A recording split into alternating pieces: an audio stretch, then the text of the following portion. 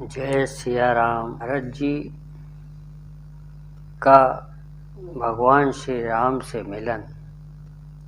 मित्रों, वैसे तो सभी ग्रंथों में रोचक एवं भावुक कर देने वाले प्रसंग लिखे हैं। ऐसे ही कई प्रसंग रामचरितमानस में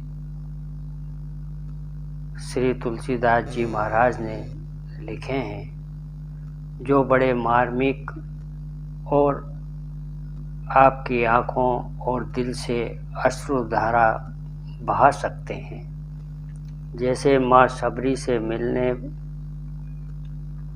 श्री राम जी का आना, माता सीता का हरण, उनकी अग्नि परीक्षा, विभीषण जी का राम जी से मिलन, और भी बहुत से प्रसंग हैं। इनमें एक बहुत ही मार्मिक प्रसंग है श्री राम जी और श्री भरत जी का मिलन। तो आइए आज इसे सुनते एवं देखते हैं। भगवान श्री राम जी और भरत जी का मिलन। परम पुनीत भरत आचरणु, मधुर मंजु मुद मंगल करनु, हरण कठिन कलि कलसु कलेसु, माँ मोह निशि दलन दिनेसु। भरत जी का परम पवित्र आचरण मधुर, सुंदर और आनंद मंगलों को करने वाला है। कलयुग के कठिन पापों और क्लेशों को हारने वाला है। महामोह रूपी रात्रि को नष्ट करने के लिए सूर्य के समान है। हिंदू पौराणिक कथाओं में श्री रामायण और महाभारत का नाम सबसे पहले लिया जाता है। सबसे पहले युग आया रामायण का, मर्यादा पुरुषोत्तम भगवान श्री राम का युग, और उसे ही कहा जाता है राम राज्य। यह प्रसंग इतना चर्चित है कि आज भी कोई बहुत समय बाद बड़े ही प्रेम भावना से मिलता है तो लोग इसे राम भरत मिलाप की उपमा देते हैं। रघुकुल वंश के महाराज दशरथ के चारों पुत्र राम, भरत, लक्ष्मण और शत्रुघ्न अपनी शिक्षा दीक्षा पूर्ण करके अयोध्या लौट आए। उसके पश्चात चारों भाइयों का विवाह महाराज जनक की पुत्रियों से होता है, और फिर महाराज दशरथ जी अपने सबसे बड़े पुत्र श्री राम को राजा बनाने का विचार करने लग जाते हैं। जब ये निर्णय सभी के सन्मुख रखा तो सभी प्रसन्न होते हैं, लेकिन महारानी कैकेयी की दासी मंथरा इस संबंध में कैकेयी को कई तरह से समझाती है और राम को राजा न बनने देने के लिए कैकेयी को उकसाती है। वैसे तो महारानी कैकेयी राम से बहुत प्रेम करती थी, परंतु वे उस समय मंथरा की बातों में आ जाती हैं, और इसी कारण उन्होंने महाराज दशरथ को विवश कर दिया कि वे भगवान श्री राम को 14 वर्षों का वनवास दें और भरत को राज्य दें। महाराज दशरथ को भी विवशता में इस बात के कारण ये निर्णय लेने पड़े, और राम अपनी धर्म पत्नी सीता और छोटे भाई लक्ष्मण के साथ वन में चल दिए। जब ये घटनाएं हो रही थी तब राजकुमार भरत और राजकुमार शत्रुघ्न अपने नाना जी के घर गए हुए थे। उन्हें इन सब घटनाओं के बारे में कोई जानकारी नहीं थी। अपने पुत्र राम के वियोग में महाराज दशरथ की मृत्यु हो गई और ये दुखद समाचार सुनकर जब राजकुमार भरत और राजकुमार शत्रुघ्न वापस आए तो उन्हें अपने बड़े भाई भगवान राम के साथ घटित हुई इस घटना के बारे में जानकारी हुई। उनके ऊपर तो मानो दुखों का पहाड़ ही टूट पड़ा हो, क्योंकि एक ओर तो पिता की अकस्मात मृत्यु हो गई तो दूसरी ओर जहाँ ये आशा थी कि पिता की मृत्यु के बाद पिता समान बड़े भाई राम की छत्र छाया में रहने की शांति भी उनसे छूट चुकी थी। साथ ही साथ राज्य को कुशलता पूर्वक चलने के लिए जिम्मेदारी भी अब राजकुमार भरत पर आ चुकी थी और इस जिम्मेदारी को वे निभाना नहीं चाहते थे, क्योंकि वे जानते थे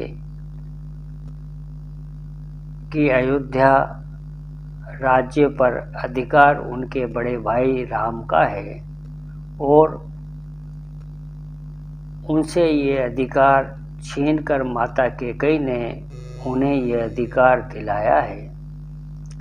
इस ग्लानि भाव से राजकुमार भरत भरे हुए होते हैं।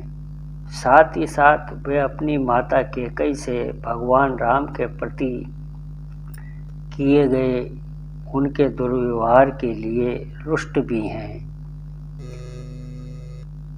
इन सभी भावनाओं से घिरे होने के कारण और भगवान राम को वापस अयोध्या लाने के लिए वे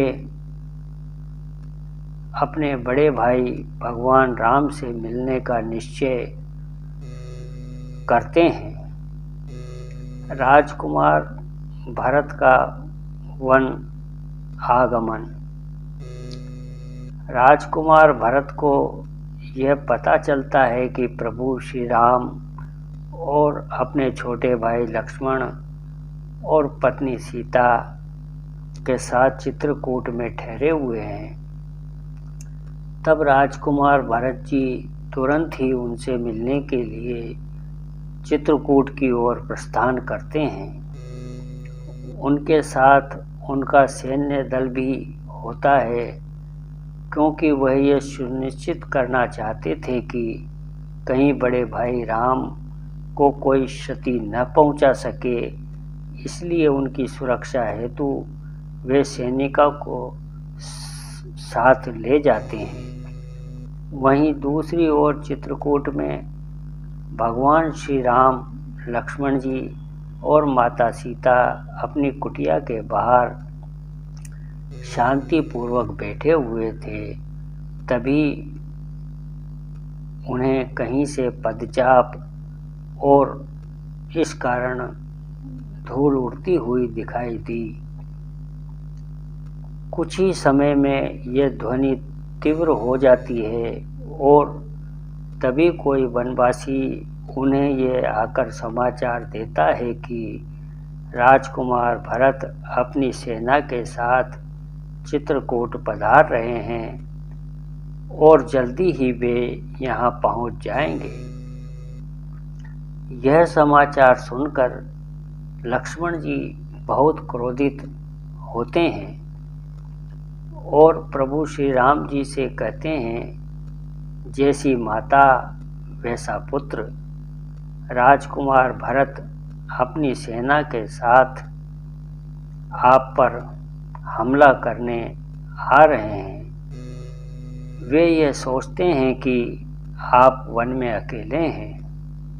हमारे पास कोई सैन्य शक्ति भी नहीं है, तो वे आसानी से हमें मारकर अयोध्या का राज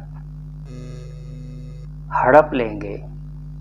तब मर्यादा पुरुषोत्तम भगवान श्री राम लक्ष्मण जी को समझाते हैं और कहते हैं कि शांत हो जाओ लक्ष्मण, भरत ऐसा नहीं है।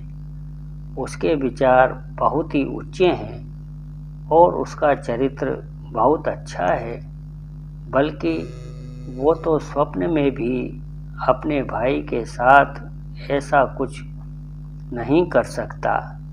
इस पर लक्ष्मण जी को क्रोध आता है और शांत नहीं होता, और वे कहते हैं कि राजकुमार भरत अपने उद्देश्य में कभी सफल नहीं होंगे। जब तक लक्ष्मण जीवित है ऐसा नहीं होगा। राम भरत मिलाप। भरत जी अपने बड़े भाई राम से मिलने को आतुर हैं और इसी कारण वे अपनी सेना में सबसे आगे चलते हैं और उनके साथ तीनों माताएं, कुलगुरु महाराज जनक और अन्य श्रेष्ठी जन भी हैं। ये सभी मिलकर प्रभु श्री राम को वापस अयोध्या ले जाने के लिए सोच कर आए हैं। जैसे ही भरत जी अपने भाई श्री राम को देखते हैं, वे उनके पैरों में गिर जाते हैं और उन्हें दंडवत प्रणाम करते हैं। साथ ही साथ उनकी आँखों से अविरल अश्रुधारा बहती है। श्री राम भगवान भी दौड़कर उन्हें ऊपर उठाते हैं और अपने गले से लगा लेते हैं। दोनों ही भाई आपस में मिलकर भाव विह्वल हो उठते हैं। अश्रुधारा रुकने का नाम ही नहीं लेती और ये दृश्य देखकर वहाँ उपस्थित सभी लोग बड़े भावुक हो जाते हैं। तब भरत जी पिता दशरथ जी की मृत्यु का समाचार अपने बड़े भाई श्री राम जी को देते हैं और इस कारण श्री राम, माता सीता और छोटा भाई लक्ष्मण जी बहुत दुखी होते हैं। भगवान राम नदी के तट पर अपने पिता महाराज दशरथ जी का विधि विधान अनुसार श्रद्धांजलि देते हैं और अपनी अंजूरी में जल लेकर अर्पण करते हैं। अगले दिन जब भगवान राम, भरत आदि पूरा परिवार, महाराज जनक और सभासद आदि बैठे होते हैं, तो भगवान राम अपने अनुज भ्राता भरत से वन आगमन का कारण पूछते हैं। तब भरत जी अपनी इच्छा उनके सामने विनय भाव से उजागर करते हैं कि वे उनका वन में ही राज्याभिषेक करके उन्हें अयोध्या वापस ले जाने के लिए आए हैं और अयोध्या की राज्य काज संबंधी जिम्मेदारी उन्हें ही उठानी है। वे ऐसा कहते हैं। महाराज जनक भी भरत जी के इस विचार का समर्थन करते हैं, परंतु श्री राम ऐसा करने से मना कर देते हैं। वह अयोध्या लौटने को सहमत नहीं होते क्योंकि वे अपने पिता को दिए वचन के कारण बंधे हुए हैं। राजकुमार भरत जी, माताएं, अन्य सभी लोग श्री राम भगवान को इसके लिए मनाते हैं, परंतु वचनबद्ध होने के कारण भगवान श्री राम ऐसा करने से मना कर देते हैं।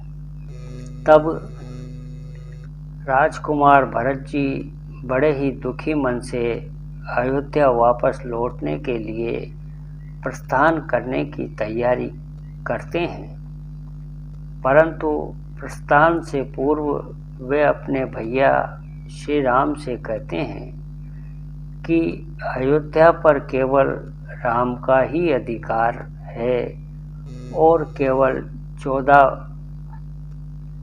वर्षों के वनवास की समय अवधि तक ही मैं उसे राज्य का कार्यभार संभालूंगा और इस कार्य भार को संभालने के लिए आप मुझे अपनी चरण पादुकाएं मुझे दे दीजिए।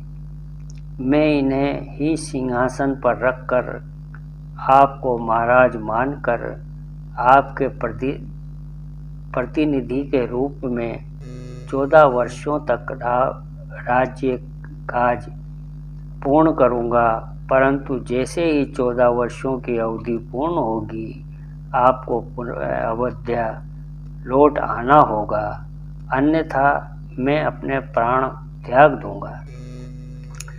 राजकुमार भरत के ऐसे विचार सुनकर, उनकी मन की स्थिति को देखकर राजकुमार लक्ष्मण को भी उनके प्रति अपने क्रोध पर पश्चाताप हुआ कि उन्होंने इतने समर्पित भाई पर किस प्रकार संदेह किया और उन्हें इन दुखी घटनाओं से घटित होने का कारण समझा। श्री राम भगवान ने भी अपने छोटे भाई भरत का अपार प्रेम, समर्पण, सेवा भावना और कर्तव्य परायणता देखकर उन्हें अत्यंत ही प्रेम के साथ अपने गले से लगा लिया। वे अपने छोटे भाई भरत को अपनी चरण पादुकाएं दे देते हैं और साथ ही साथ भरत के प्रेम पूर्ण आग्रह पर ये वचन भी देते हैं कि जैसे ही 14 वर्षों की वनवास की अवधि पूर्ण होगी वे अयोध्या वापस लौट आएंगे। अपने बड़े भाई श्री राम के इन वचनों को सुनकर राजकुमार भरत थोड़े आश्वस्त होते हैं और उनकी चरण पादुकाओं को बड़े ही सम्मान के साथ अपने सिर पर रखकर बहुत ही दुखी मन से अयोध्या की ओर प्रस्थान करते हैं। अन्य सभी परिवार जन भी एक दूसरे से बड़े ही दुखी मन से विदा लेते हैं। अयोध्या में पुनः श्री भरत जी का आगमन। जब राजकुमार भरत अपने राज्य अयोध्या लौटते हैं तो प्रभु श्री राम की चरण पादुकाओं को राज्य के सिंहासन पर सुशोभित करते हैं और वे स्वयं अपने बड़े भाई श्री राम जी की तरह ही सन्यासी वस्त्र धारण करके उन्हीं की तरह जीवन यापन करने का निश्चय करते हैं। वे अयोध्या के पास स्थित नंदीग्राम में एक साधारण सी कुटिया में रहते हैं और यहीं से प्रभु श्री राम के प्रतिनिधि के रूप में संपूर्ण राज्य का कार्य संभालते हैं और अपने बड़े भाई श्री राम के राज्य की रक्षा करते हैं। भातृत्व प्रेम यहाँ भगवान के आचरण से उनके उत्तम चरित्र और वचन बद्धता की प्रेरणा मिलती है। शिक्षा इस प्रसंग का सबसे महत्वपूर्ण उद्देश्य है। यह कथा राजकुमार भरत का अपने बड़े भाई के प्रति अपार प्रेम, समर्पण, सेवा भावना का ज्ञान कराती है। साथ ही साथ उनकी कर्तव्य परायणता को भी उजागर करती है। हम किसी को भी लक्ष्मण जी के क्रोध की तरह किसी के प्रति बिना सोचे समझे विचार नहीं करना चाहिए और पूरी बात, पूरी जानकारी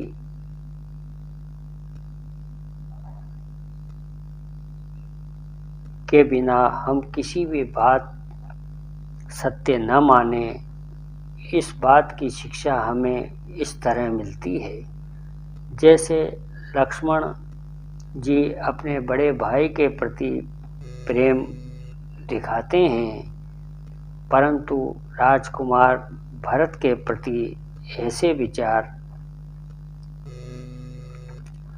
भरत चरित करि नेमु तुलसी जो सादर सुनहि सिय राम पद प्रेमु अवसि होई भव रस विरति। भावार्थ, श्री तुलसीदास जी महाराज कहते हैं, जो प्राणी इस भरत जी के चरित्र को नियम से आदर पूर्वक सुनेंगे उनको अवश्य ही श्री सीताराम जी के चरणों में प्रेम होगा और सांसारिक मोह माया से वैराग्य प्राप्त होगा। बंधुवर, यदि आपने अभी तक हमारे इस नए YouTube चैनल भक्त भगवंत भक्ति को सब्सक्राइब नहीं किया है तो कृपया आज ही सब्सक्राइब कीजिए। अगर आपको ये वीडियो और प्रयास अच्छा लगा हो तो इसे लाइक करके अधिक से अधिक शेयर करें। एक विनम्र निवेदन है कि आध्यात्मिक लाभ हेतु वीडियो को पूरा सुना करें तथा कमेंट बॉक्स में अपने सुझाव के साथ हमें बताएं कि आपको ये वीडियो कैसा लगा। धन्यवाद।